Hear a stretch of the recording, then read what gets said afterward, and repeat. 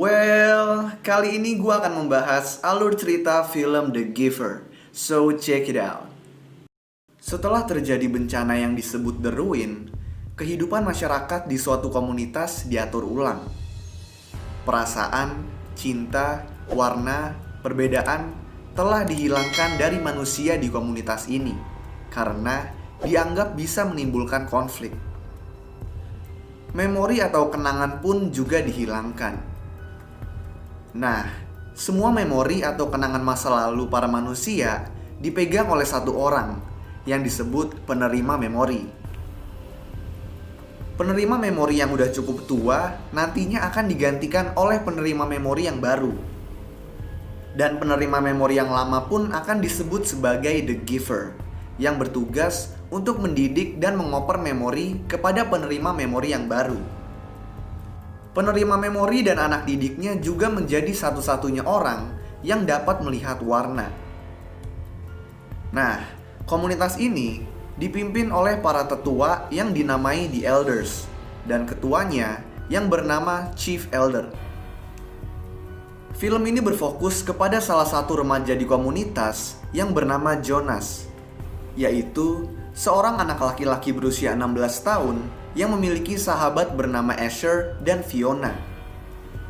Mereka bertiga pun akan mengikuti perayaan kelulusan, di mana di situ mereka akan diberitahu posisi yang mereka akan dapatkan di komunitas.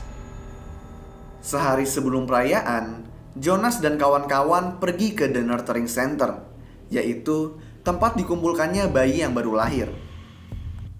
Ayahnya Jonas juga bekerja di situ. Nah, di sini Jonas melihat bayi yang sedang menangis, yang kata ayahnya, bayi tersebut dinamai Gabriel.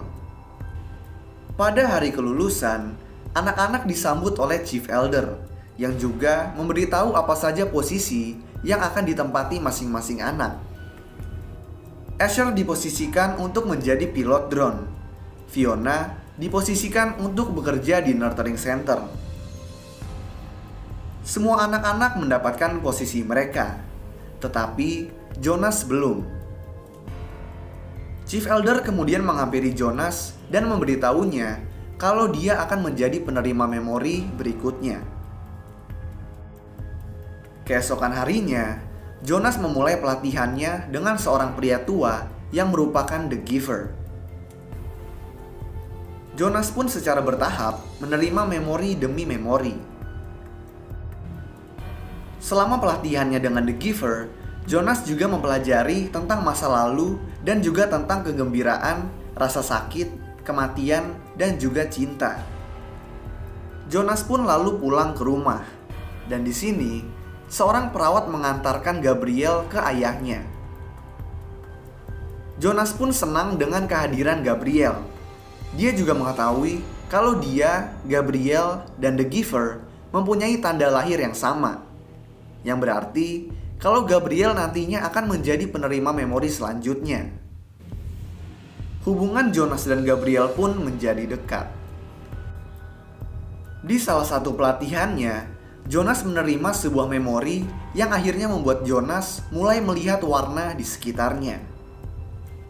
The Giver kemudian mengatakan kepadanya kalau warna, suku, dan agama disingkirkan oleh para elders supaya tercipta kesetaraan.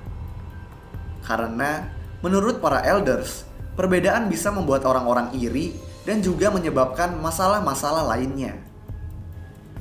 The Giver lalu bertanya, apakah Jonas setuju dengan adanya kesetaraan? Jonas pun setuju. Tapi dia juga mengatakan kalau warna yang baru aja dia lihat itu sangat indah. Di pertemuan berikutnya, Jonas mengetahui kalau terdapat perbatasan yang dinamai Elsewhere, yaitu tempat di luar komunitas di mana masih terdapat memori, perasaan, cinta, dan juga warna.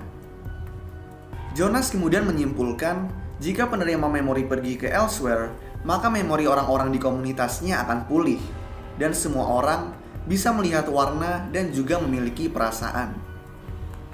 The Giver pun mengiyakannya.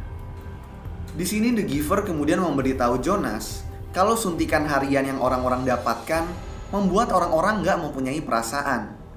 Mulai dari situ, Jonas pun berhenti menerima suntikan hariannya.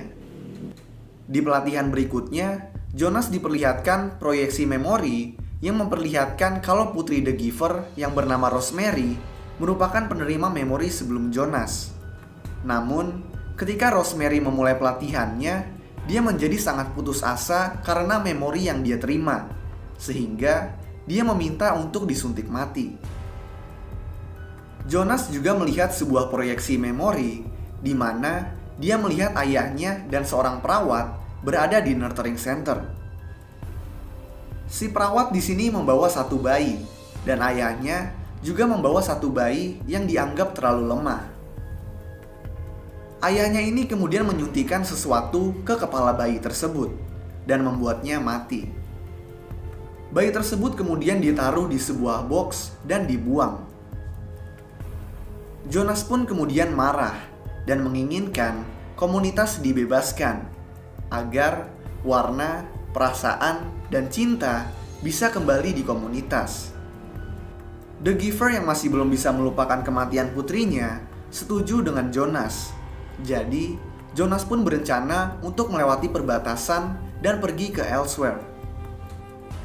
Ketika bertemu lagi dengan Fiona, Jonas menjelaskan tentang apa yang dia ketahui dan menyuruhnya untuk berhenti menerima suntikan harian.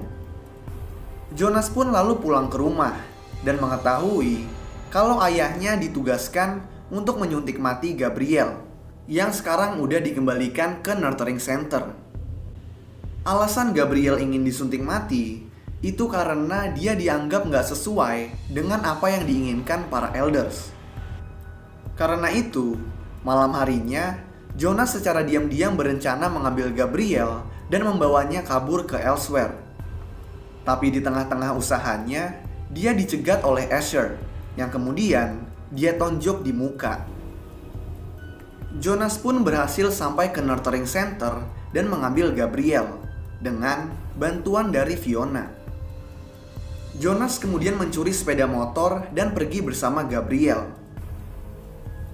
Asher kemudian diperintahkan oleh Chief Elder untuk menggunakan drone untuk menemukan dan membunuh Jonas.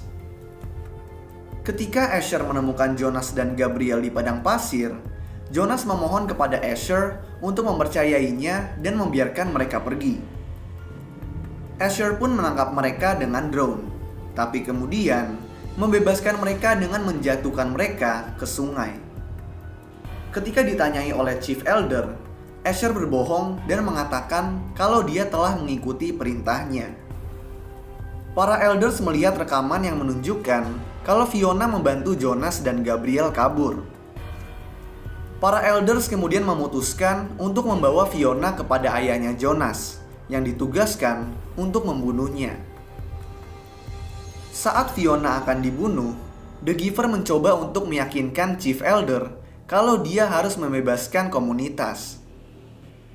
Tidak tergerak oleh omongannya, Chief Elder menegaskan kalau kebebasan adalah ide yang buruk. Karena kalau dibiarkan memiliki kebebasan, biasanya orang akan membuat pilihan yang buruk.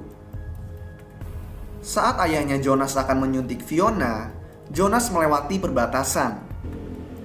Hal ini membuat semua memori dan juga warna kembali ke komunitas. Semua orang pun memiliki perasaan lagi. Fiona dan ibunya Jonas juga meneteskan air mata. Fiona pun juga nggak jadi dibunuh. Di sisi lain, Jonas dan Gabriel yang kedinginan karena memasuki area salju menemukan sebuah kabin yang sama seperti yang dia lihat di memori yang diberikan The Giver sebelumnya.